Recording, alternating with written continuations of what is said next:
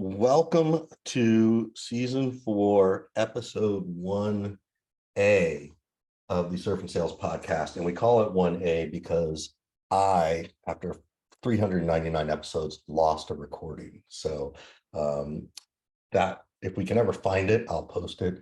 But we are super glad anyway. It's kind of like the stars aligned that we have Michael Martocci. Did I say that right? Or Martocci? How do I do your last name? Close. Martocci. Just Martocci. It's Italian, so All right. So, who is the CEO and founder of Swag Up? So, welcome to the Surf and Sales podcast, Michael. Also, for people who didn't know, we are officially part of the HubSpot network. What is it, Scott? HubSpot podcast network. Yeah. So that's pretty cool. We were like, wow, I guess the people want to hear what we have to say. That means we've made it, Richard, is what it means. Yeah, that's what it means we've made it. Yeah. That's it. We're like, we make as much as Joe Rogan now, is what it means. Exactly. he Michael, makes. Welcome to the show, my man. No, I'm excited to be here. It's been fun just the first 10 minutes leading up to it. So and you said 1A, so I thought maybe I had to come back and finish part 2 or something. Yeah, Richard's not good with numbers, Michael. It really what he means is 1B because 1A is like lost. So you're like the replacement episode 1, which is 1B. But we digress. So I'm the last minute kind of fill in, so it's fine. Yeah. Well, tell everybody a little bit about Swag Up so they have some context for what you're up to and specifically what type of sale it is. What does that sales motion look like? Yep. Yeah, for sure. So, for those that don't know, Swag Up is basically a more modern way for companies to buy and distribute their branded merchandise. So, their swag items. So we work with a lot of high growth tech companies with new hire onboarding, especially if they're, have remote teams and they want to get something on day one to them to kind of welcome them to the team. Also, we work with a lot of software companies for their communities as well. So obviously Swag's a huge way to build connection across a community of developers or advocates or whatever it might be. So we built a tech platform to basically help these companies create the items, build out these different kits if they want to do that, and then manage their inventory. And we have some integrations with some of their third-party systems if they want to set up some automation rules and stuff like that. And then we try to expand through these accounts over time. So in the very beginning, it was a very much like an agency style business. It was very much just, hey, I'm emailing you and do you want to buy swag? And it's like a swag brokerage. And over time it became a little bit more of like an e-commerce SaaS hybrid business. So people can go on our site, they can get started on their own. We don't charge software fees. You can go in and make an account whenever you want and get going and invite other users and stuff. And we really just want to drive as much kind of transaction volume through the platform as possible. So we're trying to give people as much, reason to not drop off and not look elsewhere and not put too much friction up in the beginning. So it's very much kind of like a land and expand model. Like we get into the door with a lot of great companies, but it's usually some, random team at that company or some EA at that company, something like that. And then, it's our job to take that, make that first order happen as quickly as possible, lock them in to a degree, and then get those introductions to other teams throughout the next, 6, 12 months and expand. And what's crazy is, this branded merchandise world is kind of very under the radar, but companies spend so much money on it. It's, swag alone is like a $50 billion, market. And then there's all these other kind of tangentially related markets. And it's not uncommon for like a Series B, C startup to spend $1 million, $2 million, $5 million on this stuff, in the period of 1 year. So, we're still very small in the nature of, we're like a $50+ million company, but it's a very, very big market. So there's still a lot of runway for us. So tell us, Michael, how do we create $1 million revenue stream selling our own swag? Right. Like that's what Scott's looking at. Is 100%. There are people who have memed me with the exasperated facial expressions that I put out there and put it on a sweatshirt so far, and they've put it in their own Shopify store. So and they're making money off your likeness. That's yes. So how do Richard and I reclaim this? If you were going to say, how do you build this $1 million business? What kind of advice would you have? I think you can't start with the swag. You got to start with the community. Like are you building a really great, network of people that really care about the show, and they care about you, and they care about the other listeners, and they all have this shared kind of interest and knowledge. And how are you bringing those people together, virtually, in person, something like that? And the more that these people feel like they're part of something bigger than themselves, then the swag becomes this huge, growth lever. And it's just like a physical embodiment of, that connection and that care that people have for their brand. So I think first, build a great community, and then use the swag as like an accelerant to, let that go even bigger, and let these people be your advocates and go wear it out there and go sell it for you, because they, they have this deeper connection. But if you just throw out some merch and people don't really care, it's probably not going to do that well. But, and then, like you said, like try to always hit on certain catchphrases or quotes, like make it your thing, that everybody resonates with you guys for it. And then it becomes a lot easier. Like, the All In podcast, like they say these certain things all the time that just constantly come up. So then it becomes so much easier to sell merchandise around those kind of themes, because people know them for that, they have that positioning. I love that quote about don't start with the swag, start with the community. Yeah, that is who you are, Scott. 100%. Like you have built the communities on multiple. Yeah, I've spent time, building a few, and actually partnered with Michael and Swag Up with Thursday Night Sales, by the way. And we used Swag Up to deliver stuff to the community. So people would come to our events on Thursday night, and we'd give away like blankets, socks, shirts, hats, pens, stickers, all of this stuff that's Thursday Night Sales branded, or Amy focused, or Scott focused, and whatnot. So that was a great use case, for us. We had this huge community, and we wanted to, do some fun stuff and give things back. And Swag Up, was a great partner for us with that. So, Michael, I think it's like go ahead. I was gonna say, it's like a microcosm of like just strategy in general. I think a lot of like first time entrepreneurs, they start with like the inconsequential thing, versus like getting distribution or like building an actual, like getting traction. And it's like, no, you got to start with the substance, and then you can like layer in these other things sometimes. One interesting thing that you mentioned earlier, you were talking about, you want to get these people onboarded as fast as possible.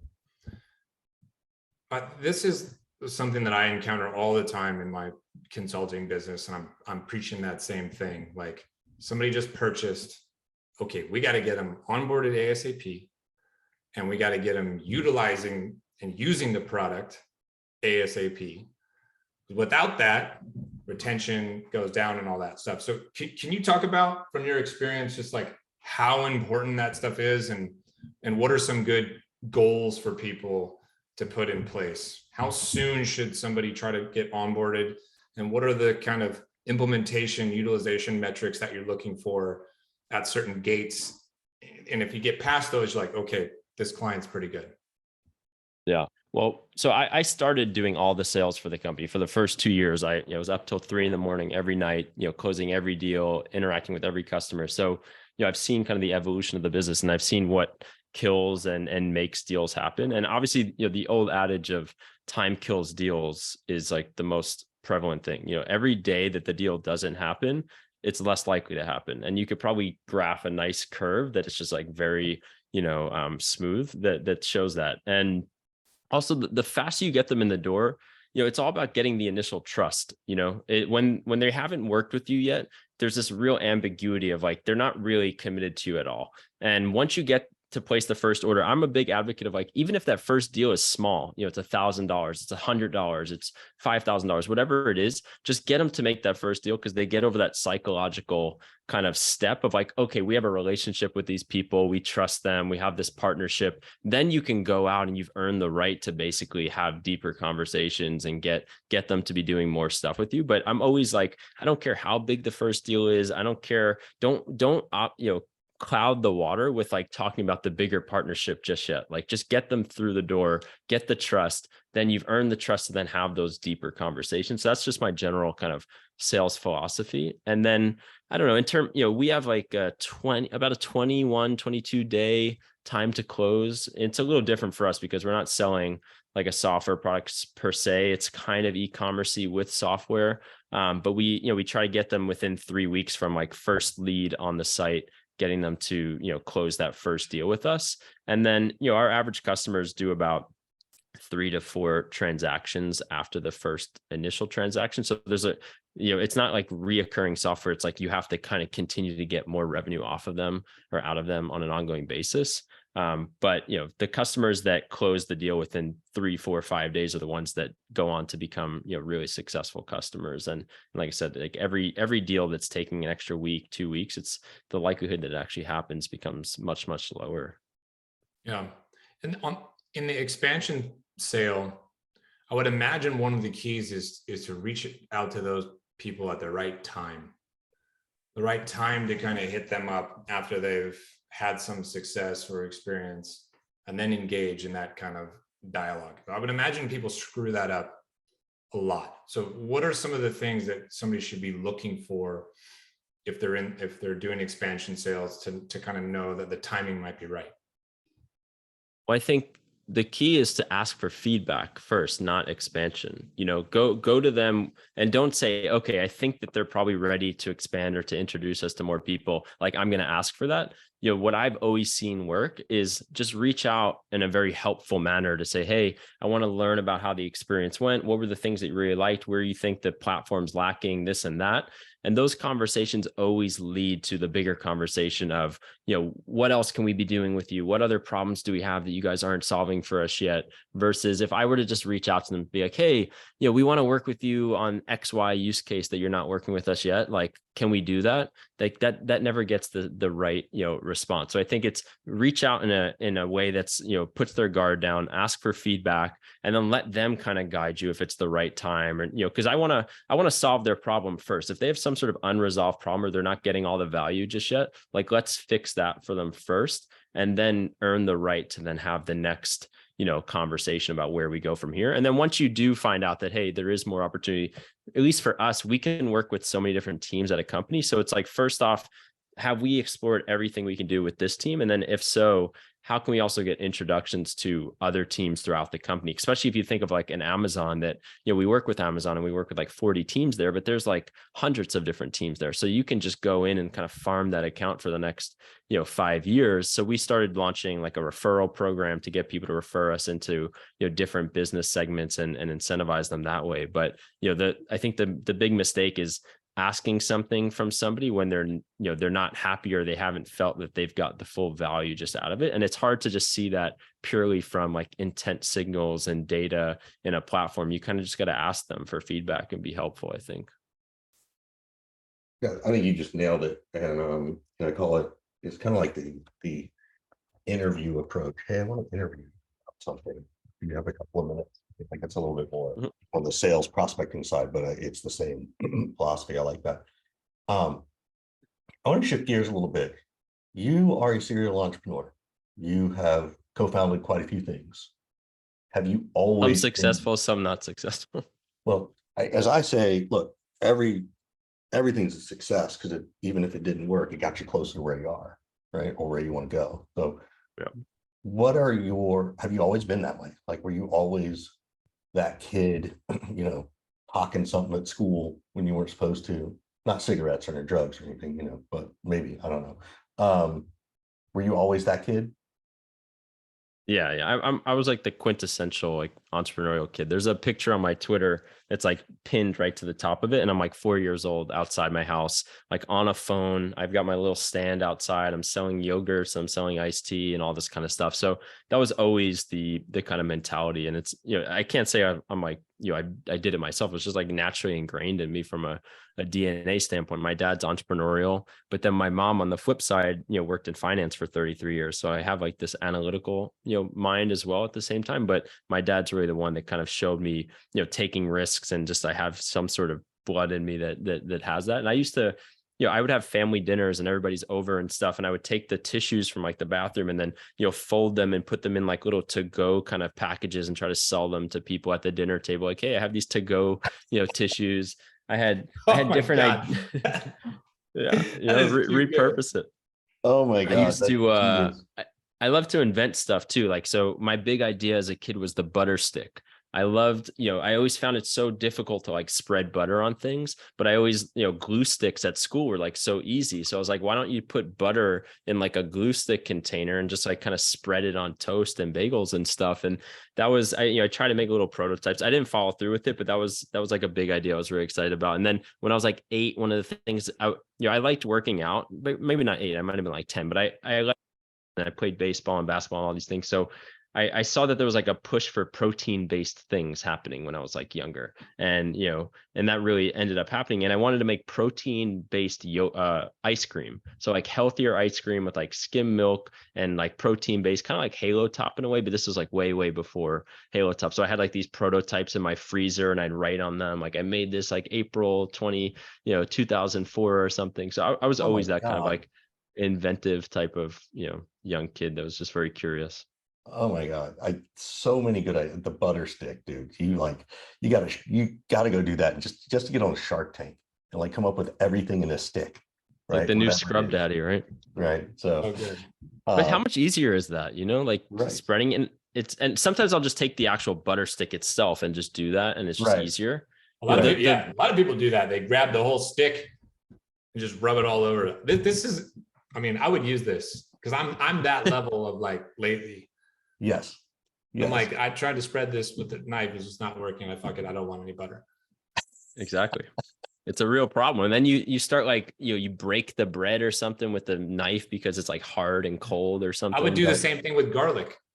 Yes. I don't want to spend time like, It's a whole Mincing franchise. I garlic. mean, you garlic. talk about you want to be able to afford a wave pool. I mean, let's start all the different variants of this stick, Butterstick.com. Yep. Yep. You could even, Scott, you can even, I mean, it kind of already exists though for surf wax, but you You could could do it with surf wax for do sure. that stuff. You could do it for we just had a pine baby tar for and baseball bats. So 100%. We just had a baby, and a lot of people will use like diaper cream or something, but we have this stick that's like all natural and you just rub it and stuff. It's so much better. Like a stick is a far superior like mechanism for spreading, some sort of, liquid or something else, some something. sort of. So I want to come fast forward. This is fascinating, by the way. Like this is amazing. One, you were talking about being you handled every sale, right? And I think founders make this mistake a lot. Like, just out of curiosity, when you were first starting out, how many sales did you handle when you said that? Was it 100, the first 10 or 15? Like, where was that for you? It was hundreds for sure. So I hired an account manager to basically be my assistant. And that was about a year and a half into the business, at least, so up to, and he was just there to kind of shadow my inbox, help me with some of the customer responses and this and that. So we had done, okay. So the first few months in business the first year was 2017. It was like 6 months. We did like 174K. So obviously I did like all 174K by myself, but then the next year we did 3.3 million. I did all that 3.3 million by myself. And the average order size at the time was probably 5,000, something like that. So if you think about that, was that 600 orders, in that year 2, deals basically. Yeah. So, about 50, 60 a month, something like that. So I was up, till 2, 3 in the morning, clearing through my inbox and then waking up at, 9 a.m. and starting again. And it was just like a lot. But, I think, as you said, like the mistake people make is especially if you're not like a sales led type of person, you try to hire people to sell your product and you've never actually sold it before. And then you never know like why things aren't working or you don't know how to scale it, So that's actually my question. Well, first of all, congratulations on going from 174 to 3 million in a year. That's crazy insane. And I know you worked hard to do it. Thanks. And that's the reason I'm asking this question around where I'm going with this founder-led sales piece. In hindsight, do you think you could have, after 8 or 9 months, brought in someone? Like, what was your reason to, because I could see a lot of founders going, holy cow, $174,000 in 6 months. I'm going to assume that's still a couple of hundred deals. So you did quite a few, right? Then I can see so many founders, even after 10 deals, saying, okay, it's time to hire a salesperson. Do you think you could have gone faster and hired someone, or is it like, no, this is what I needed to do that 3 million the second year, so I understood what that growth was going to take? Like, what was your rationale for continuing to wait into the, Yeah. after that 3 million? I think one of the things is that the reason you get so involved in sales in the early days is so that you can build a better product too over time. So the more that I was able to understand the customer and the pain points, not only could we start to build more of a sales engine and team, but ultimately I wanted to build more of a platform and a technology that would help solve this problem. So the more that I was involved in those things, the more I'd recognize, okay, what are the pain points? Where are the deficiencies of like the manual processes here? And like, what would we need to build to solve this problem? So you don't want to, if you get too hands off from the customer too quickly and you lose that connection to them and what they care about, I think that becomes a challenge. And then two is like those early customers are so pivotal to future growth. Like we didn't spend any marketing dollars for the first 3 years. And then even to this point, we only spend like 2-3% of our sales on marketing. So a lot of the market, the growth has always been through the customers and them telling other people and them having good experiences. And, I didn't want to pull my hand off of that too quickly because I knew that they were going to be the engine that would bring in more customers and return revenue through them.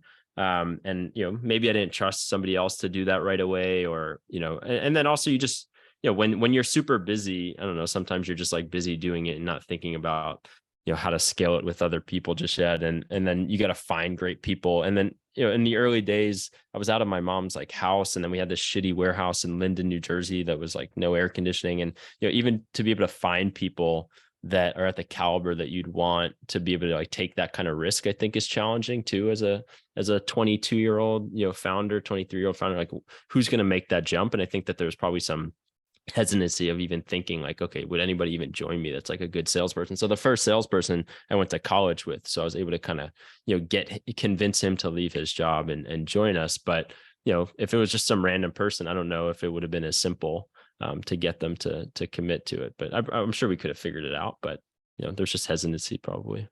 So here's my next question. I know Scott's got some more. So you go from founder-led sales to bringing in a salesperson, right? How hard was it to let go? Well, I think first off, I trained him to like really be just like me. That was the main thing. Like he didn't go out and start selling for the first probably 3 months. He was really just there to kind of shadow me, help me be more effective, because I didn't really hire a salesperson at first. I hired him to make me more scalable and get leverage for myself. And then it just became natural where he would do the same things that I would have done in those scenarios. So then it was just, okay, you can now take some of these accounts because it's just becoming too much for me to manage. And I'm not, it literally got to a point where I just couldn't keep up on on my inbox. Like I just had so many messages from customers, and it used to be that every day I'd stay up till as long as it took to get to inbox zero basically, and then it started to get to a point where I could just never do that anymore. It just built up. So to me it was like, if you don't make this change, you're just losing money. So I wasn't too like romantic about not letting somebody else do it, but I also knew that he would make good decisions because he kind of watched whatever decisions I would have made. So how do you, sorry, I got one more to follow up on that. So but again, it's for these people who are founders or people working with founder-led sales, right? Is that, okay, so you're already doing, 9 a.m. to 2 a.m., closing all the deals. Now you're bringing someone else on board. And again, I see founders thinking like, okay, great, they're here, you go do it. How did you even find time to train that person the way you wanted? Or was it really just, shut the fuck up, sit next to me and watch what I do and then do what I do? Like pretty much, pretty much. It's like, hey, just like absorb everything, ask questions throughout the way. I gave him, power to like go into my inbox and respond to things. So I let him kind of take control of some of the conversations and monitor like, okay, did he answer this right? Is he doing the right decisions here? So it took kind of working with him to start to figure out, okay, if we needed more reps, how would we build a process around it? I didn't have like a specific process in place and said, hey, you've followed this for 3 months and you'll become an AE basically. So, it really was like, hey, just like sit next to me right here on my left shoulder, watch what I'm doing. And then at a certain point, I'll give you more and more, leeway. And then he ended up becoming our head of, business development and like ran the BDR team over time. He just left recently. He was here for like 4 years, but it worked out well. He was a high performer, but we didn't have like a real scalable process day one. Congratulations on getting someone who's your first sales hire to stick 4 years. Like that does not happen very well, very easily. I never stuck 4 years anywhere. I know that. So It's debatable whether I'm going to make it to year 4 on my own, even. right. It's debatable whether you're going to, I'm surprised I lasted 4 years with you. So, you know, this is our 4th year of the podcast, Scott. Hey. So We've broke new ground here. Season 4. I've made it to a 4. I want to know a little bit about your philosophy, Michael, on quota setting and sort of accelerators and floors, minimums to get paid and things like that. Like, how do you think about that stuff? It's an interesting climate as it pertains to targets, quota setting, attainment, compensation, and all that kind of stuff. So I'm curious what you have to add about that and how you've operated. Yeah, I mean, you could probably spend 2 hours just talking about different ways of going about this and methods and things that have worked and things that haven't. I mean, we've gone through a lot of different iterations over time. Yeah, so we had these original salespeople who were like the first true AEs. So you had this one guy who was with us originally, but he transitioned more into like, BDR type, and then BDR manager. So he wasn't really he didn't stay with the AE track. When we finally had like true AEs, we gave them 3%. We gave them like 70 to 80K base and 3% of all sales uncapped. And that might not sound like a lot because in software you get paid, 10, 15, 20, whatever it is. But when you're talking about a purely inbound role, and these are large deals, that can be 100,000, 300,000, 500,000 of swag that has like a 35 to 40% gross margin, like 3% ends up being pretty good. And you can handle a lot of deals at once as one of these reps. So we, some of our early reps, and some of them are still here because it's a good setup for them.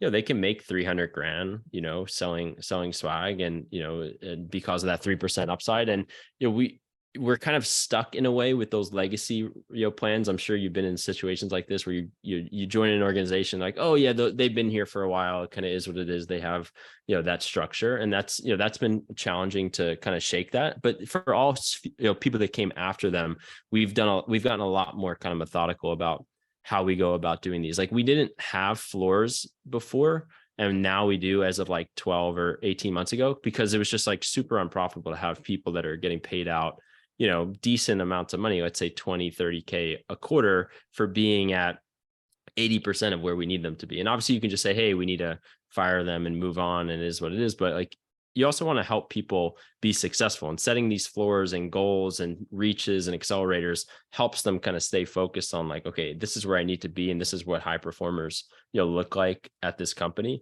And I think that the biggest challenge with like quotas is sometimes people just kind of throw them out there. Like, I want this person to do, 300K a quarter or 300K a month or something. And I try to look at it like, look at the inputs. Like, first off, what does the business need? Okay, how many sales reps do we have? What does the business need to do from a revenue standpoint to be profitable or break even or whatever it is? And kind of work backwards from a top down standpoint, but then also look at it from a bottoms up standpoint and look at like, okay, well, how many reps do we have? How many accounts do they have? How many leads are we bringing them? What are the conversion rates? What does like high performance look like? And can we actually hit the goals that the company needs to be at? And then can we add a little bit on top as like a reach and a stretch to get these people to kind of push a little bit harder? But, there's a big, I hate looking at revenue, because I think revenue is such a like, at the end of the day, it's all that matters, but it's also doesn't matter at all, because it's like, how did they get to that revenue? How many accounts do they have? Like, what's their expansion rates with the accounts that they do have? How are they closing new deals? Are they getting a lot of new leads and this other person's not getting a lot of new leads? Do they have a bunch of really good active accounts and this other person doesn't have a lot of active good accounts? So I think some, young sales leaders don't really look at the inputs enough at like how these people are getting to these numbers, and they just look at the revenue number, and it's very hard to coach on revenue. You have to coach on, well, what did they actually do to get to that revenue number? And, somebody could look like a high performer and they actually suck, and somebody could look like they suck, but they're actually a high performer. So I think just getting super data driven on the inputs is really important. And figuring out, does that actually match with what the company needs from like a financial standpoint, from a top down level? And then if so, or if not, like, how do we bridge that gap? And then where do incentives help make up maybe some of the stuff that data can't explain? Like, well, if we can get it, 10% improvement, then, that'll make up the difference. And I think that, the accelerators can help there. Yeah, the implementation of a floor is like people think it's dunking on salespeople and all that kind of thing. It gets a little bit of a bad rap, I think. I don't know what you. I mean, it's you a think, hairy Rich. conversation to try to have You're with talking people too. to Michael's point. It's like you're paying people out, 3%, whatever. You might owe somebody a couple $1,000 for a particular month or quarter who did, he said 80%, but I'm thinking like 40% to goal, like way off. 80% is like a super high floor for me. But if somebody's getting paid thousands of dollars and they did 40% of their target, and then you think about scaling that where it's multiple people who I'm paying thousands of dollars to, it's like I just paid a lot of money in commissions for people who really like did not do well at all. And I'm very quick, as everybody probably knows, to come to the defense of employees and not employers as much. But I got to be honest with you on this one. Like, I don't think you're very entitled to all these commissions if you hit 35% to goal. I just don't. I think a floor can make sense if it's set at the right kind of level. Like less than 50%, you don't get anything. I don't really know how somebody argues against that. They try. But I don't know. I don't know if they can convince me. Right. And there's nothing like writing that, commission check to the person you just laid off too, where it's like, and you don't, again, you want to defend, the employees and make sure they're set up for success. But ultimately there's going to be people that you have to let go because they're just not the right people. And then they get to collect, 10 grand on the way out because they had, pending commission that, you don't feel that they really deserved. One thing too is like sometimes you have a bad quarter as a rep too. Like, the deal, gets extended out, whatever it is, it gets pushed into the next quarter and you're way below it. What we've done in some situations like that is try to set up like a double or nothing, like let them kind of come back next quarter or next month and win it back by overperforming. And, but you got to, make sure that these are people that, you feel are strong and you don't want to be super lenient and just let people miss all the time. And it's okay. You missed it by 5%. So you're still going to get it. Like that stuff starts to become a slippery slope where people don't respect performance anymore. And the high performers don't like it. Like my general philosophy is that, you want to give as much money as possible to your best employees as possible. And I think that when you build in too much cushiness for like the bottom third of the company, they end up sucking a lot of the money and resources out of the company. And you can't reward the top performers as much as you think just rewarding they should. Mediocrity, right? It's kind of like, if I look at every golf club and I see that I hit my 6-iron on average a certain distance, well, that's not good enough. Because then I'm just playing to the mediocrity of my own clubs and my own swing, right? Like I need to know what my best is and then make that attempt rather than play to my averages to a certain extent. And then once I know my stuff, then maybe I'll do that. But I also think too, to Scott's point of people defending getting paid under 50%, the best defense is, well, Scott, you were out on an ayahuasca trip when you made these goals. So fuck you, pay me at 30%. So well, they might have a point then if my goal setting was completely ridiculous and the goals were way too high. But if I assume that the goals were realistic and attainable, a lot of other people hit them, and this person wants to get their thousands of dollars of commission by doing 30% to goal. I don't know. I'm not really with you on that one. But yeah, I mean, it's an interesting conversational starter. I mean, if there's a lot of people that are underperforming, then it's obviously, probably some sort of systematic issue. Yeah, that's a goal set problem. Issue. Yes. Yeah. But if you have a few stragglers that are like way off, that's a person problem, or a management problem, and they haven't, been properly coached potentially, who knows, but it's an issue. And I mean, we've gone through a lot of different variations of this over time. So we gotta get to a wrap up, but before we do, Michael, we always flip it to you to say, what question you want to ask us? What do you got out there? And while we do that, Scott, you want to give the closing of HubSpot, since I butchered that in the beginning? Yeah, we just want to thank our sponsor, HubSpot. We're part of the HubSpot podcast network nowadays, Surf and Sales Podcast, season 4, episode 1. Michael Martocci, founder and CEO of Swag Up. What question do you have for us? How can we be helpful to you? And I didn't prepare for this question, but I have a question. So, we've been a largely inbound driven organic kind of viral machine. So you get these reps that, basically their first few years at Swag Up have all been about like efficiency. It's like, how do you process demand really efficiently? And now you switch kind of mentalities and you get into, an environment like this where the economy's tougher, deals are hard to come by. You can hit natural plateaus with certain accounts until you like really expand them correctly. And do you get the existing reps to kind of change their mentality to be, expanders and aggressive kind of, outbounders in a way? Or do you have to start to segment out, these efforts with different types of people with different personalities and get really kind of specialized? Because I think that what works for viral growth kind of startups in the early days is fine to get you to 50 million or maybe even a little bit more. But at a certain point, you need to like have a very deliberate sales motion after that. And then how do you make that transition? So I'll start Go ahead. with a couple of thoughts. So one, and this is a big, it depends. So I'm going to throw out a couple of different ideas. It doesn't mean you can try all of them. One is you better run your numbers on outbound because it's fucking expensive. It is not inexpensive to do because to your point, you were talking about your sales cycles, the best ones are 3 days, the long ones are 21 days. Well, I can assure you if your longest inbound deal is 21 days and a certain percentage of them are that, my guess would be your bigger outbound deals from first touch, not even from first conversation, are probably 60 to 90 days. Generally, I think particularly in this climate because of the economy, right? Like you be the better person to tell me that. I feel like if I have a company that's doing swag at the number that you were talking about earlier, that's the easiest place for a CFO to cut something like $1 million. Oh, we can cut that. Nobody needs that. Or we can cut it to 30% or whatever. So I think that's a big challenge. I think your messaging has to shift a lot to greater value. And I think going back to what you said of, well, how are you handling this, this piece around motivation and camaraderie and all those things in this economic climate, right? So getting them to sort of share that piece, I think, is part of it.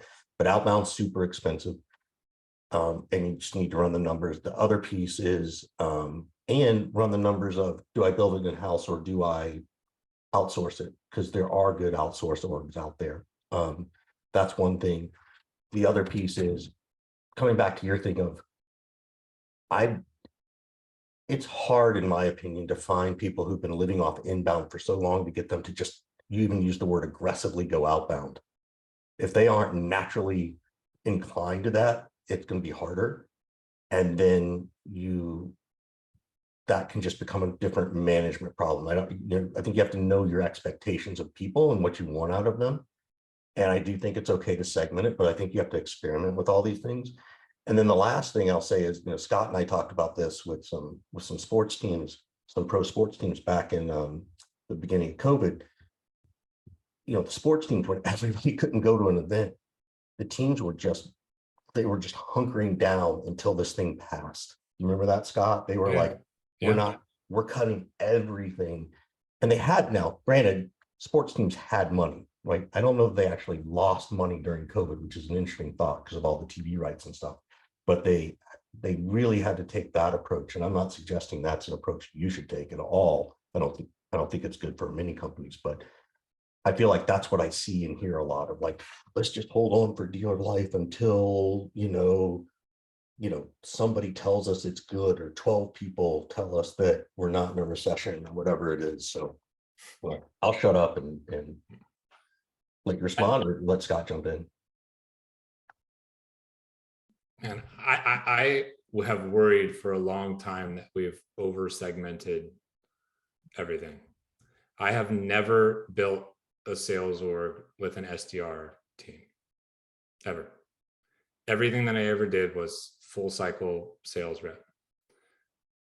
And I would still cook it, kill it, eat it. Yeah. And I would still do that if I was starting one right now. It would be harder for me now, I believe, than it would have been 5, 10, 15 years ago, because the segmentation has created a lot of entitled, lazy, non-prospecting account executives. But I think that we are going to return to the glory days of full cycle, because you've got all these people over segmented into these SDR and upsell rules and all this kind of stuff, but none of those messages are getting through. If you're getting a 1% response rate on email, you know, if you're like an average sales org right now, why do I have to have an SDR specialist to get a 1% fucking response rate? That's ridiculous. Use Chat GPT and outreach or something and do just as well. Why can't I have it be automated away? Why can't I have my one salesperson prospect? Why can't this one salesperson now understand certain triggers that let them go back into the account and try to grow it and nurture it? I never really got away from all that. And I think there's starting to be a lot of fracture and pains in this segmentation. So if you're asking me, like, what do I think is going to happen? I think it's going to come back around towards where it used to be, because I just don't think it makes sense for a lot of orgs to spend $60K salary on an SDR, $100K salary on an AE, for one of them to prospect and not do it well based on the percentages in math, and somebody in an AE seat to sit around and wait for demos that marketing has a hard time generating and SDRs have a hard time generating, and then for everybody to complain. And even when it does work, now my customer acquisition costs are through the roof, and I created a fuck ton of organizational complexity and a harder management issue. I don't get it. It's very hard to load balance too, like, because you need to have like people in all sides of the equation, like, you know, whereas everybody does the same thing. You can go down with a few AEs, you can go up with a few AEs, but if you can't go down past one person in one of those functions, because you need somebody to do that function because they're the only ones that can do it. So it's a lot easier to be flexible with more full cycle AEs. We're somewhere in the middle. Like, we've always been more of the full cycle approach, but we have a few people that can help support the AE, because ultimately I think the AE can drive, you want to make your best sellers more impactful, I think, is at a high level, even if that means that they do everything, but at least give them maybe some support so that some of the more operational parts of the role are taken care of, so that they can spend more time on it. One other question: do you think that the sales stack and just the sales process is like over technologized? I feel like there's like a new SaaS platform every day that everyone thinks like they need to have it to be able to sell at the levels that are needed, versus just like, have we lost the art of just like selling, or do we need all these tools? Yes. Simply, yes. You're on mute, Richard. I knew we couldn't get through this episode 1 without Richard being on mute.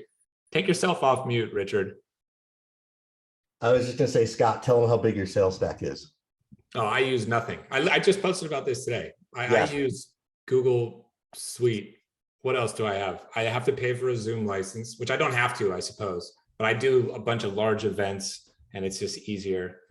And I pay for bill.com to do invoicing. I literally don't think I pay for anything else. I have a multi-million-dollar consulting business and I pay like $100 and something period for like anything. No, people don't want to do the work anymore, Michael. So it won't be long. Everybody wants to disagree with me. It won't be long before an AI comes out that delivers the actual fucking vocal sales pitch, and the salesperson won't need to do anything anymore. I actually just got a cold call today that was really good, like right before this, about insurance, and like it really sounded like it was a human who recorded it, but it was like, it took me about 30 seconds to go, hold on, I do want to hear about this, and then they started to repeat themselves, and I'm like, oh, it's the record, but it was that good. I think it's too much. It's too much. I don't fault people for building those businesses though. Right. I don't fault people for building the business that solves this little problem of sales and all that kind of stuff. I fault salespeople for being lazy and wanting things to do the work for them. And I think this is an advantage that sellers will have moving forward, is the people who can utilize some stuff, but still do a lot of the, nitty gritty work themselves. They're going to be much stronger and in a much better place because there's fewer of them. They're going to stand out a lot easier, I think. Yeah. Michael, to my thought of that is yes. There's an article that our friends at Salesforce asked us to contribute to that talks about the average sales stack's like 10 things right now. And that consolidation is a big deal.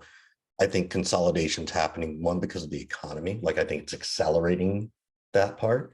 I also think the tools are now overlapping more and more and more and more, right? And the the Chorus and the Gong, and the fact that Chorus is now owned by Zoom Info, right? A data provider, is pretty fascinating to me, right? So that it's one less platform theoretically for someone to have to open, right? And again, Salesforce it's interesting because Salesforce has been trying to do that for years. And they keep adding these features that all these other companies come, and then they will either try and buy back a company and then fuck it up, or they just fuck it up in general. And now what I think is happening is, now that all these activists are buying into Salesforce with billions of dollars of stock, some of those people I think want to start to spin this stuff back off. Like there's thought, look, they're going to spin Slack back off to its own company. They're going to spin Quip out. They're going to spin, that's a theory. I have no information on that, but that's what I think is happening. I also think it's going to change the DNA of the salesperson, that they have to be better at having conversations, which they've always needed. They're also going to have a greater ability for some level of technical expertise, with the exception of Scott Leese, who is, the unicorn of all salespeople. So, I mean, the key, you got to connect with people and uncover need, and no platform is going to do that for you. Like, agreed. You need to do that with people. And I think the technology is warranted on like a marketing automation front. If you need something to like really understand the customer, what they've done with you, where they found you, how to find them again, nudge them when they do certain things in the platform, all that kind of stuff. But on the sales side, like these productivity things, I think, to your point, are just like excuses to not do the work, probably.